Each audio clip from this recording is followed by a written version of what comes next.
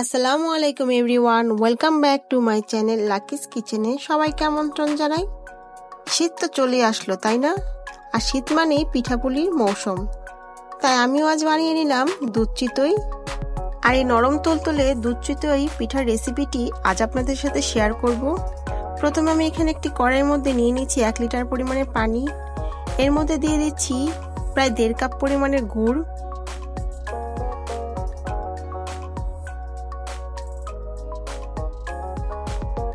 আর এখন অপেক্ষা করব গুড়গুলো গলে আসা পর্যন্ত। এখানে কিন্তু গুড়গুলো গলে পানির সাথে মিশে গিয়েছে।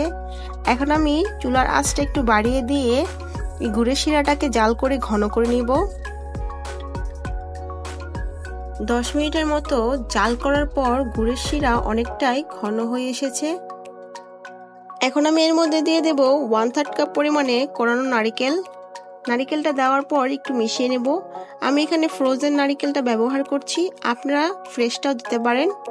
আমি এখন চুলার আঁচটা বন্ধ করে দেব।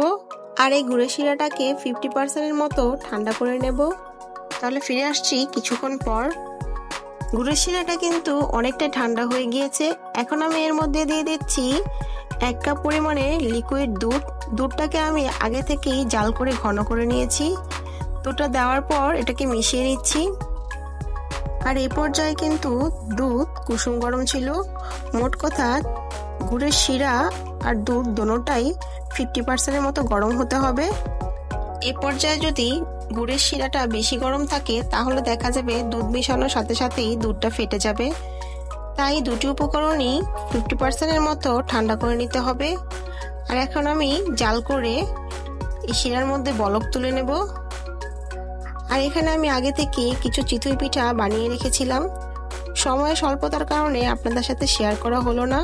তবে নরম তুলতুলে চিতই পিঠা কিভাবে পারফেক্টভাবে বানানো যায় তার একটি রেসিপি আমার চ্যানেলে দেয়া আছে, আপনারা সেখান থেকে দেখে আসতে পারেন।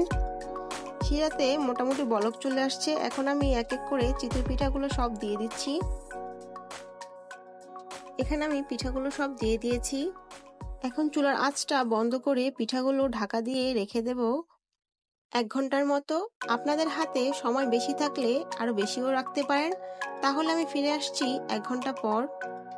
তৈরি করে নিলাম খুব মজাদার দুধ চিতই পিঠা। আর এই পিঠাগুলো কতটা নরম হয়েছে, চামচের সাহায্যে খুব সহজভাবেই কেটে নেওয়া যাচ্ছে। আর একদম সফট হয়েছে, খেতেও কিন্তু দারুণ লেগেছে। আমার এই সহজ রেসিপিটি আপনারা বাসায় অবশ্যই ট্রাই করবেন। আশা করি আপনাদের ভালো লাগবে। ভিডিওটি ভালো লাগলে ভিডিওতে একটি লাইক দিবেন, আপনাদের ফ্যামিলি এবং ফ্রেন্ডদের সাথে শেয়ার করবেন। আমার চ্যানেলটিকে সাবস্ক্রাইব করে পাশে থাকা বেল আইকনটি প্রেস করে দিবেন। তাহলেই আমার নতুন নতুন ভিডিওগুলো সবার আগেই আপনাদের কাছে পৌঁছে যাবে। আর প্লিজ আমাকে সবাই সাপোর্ট করবেন। আপনাদের সাপোর্ট আমাকে নতুন ভিডিও বানানোর জন্য উৎসাহ করবে। সবাই ভালো থাকবেন। আল্লাহ হাফেজ।